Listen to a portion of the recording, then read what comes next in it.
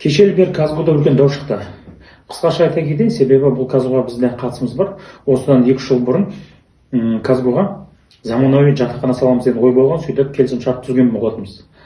Алайда сол кездері Түймебек мырза ректор болып келіп, студенттердің жағдайын жасаудың орнына, болмаса Казгудың университеттің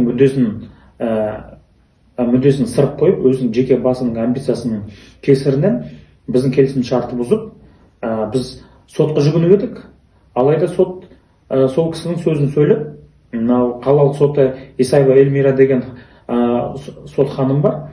Сол кісі Түймебектің еншісіне шешіп берді. Енді өздеріңіз білесіздер, осы 2 апта бұрын жағдай не болды?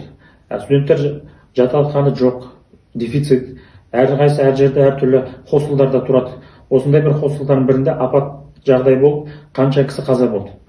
Ол кісілердің обалы кімде? Меніңше осындай жауапсыз ректорлердің және заңғы белшесінен басып шешім шығара беретін судьялардың мойнында деп есептеймін.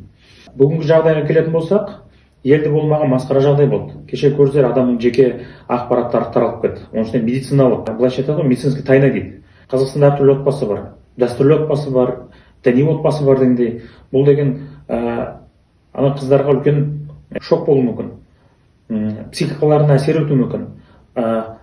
Бұл кісілердің, мен ойлаймын, енді Казгу болсын, министерство болсын, сол кісілердің ата-аналарымен, болмаса өздерімен жеке сөйлесіп, психологтар жіберіңіздер. Ақыр соңғы үлкен қайғылы оқиға болуы мүмкін, суицидқа дейін баруы мүмкін. Сондықтан министр мырза Саясат Нұрбек, сіз енді өзіңіздің құзырыңыздағы университеттің басшысы Түймебек мырзаға бір шара қолданыңыз. Керек десеңіз, ол кісіні алып тастаңыз.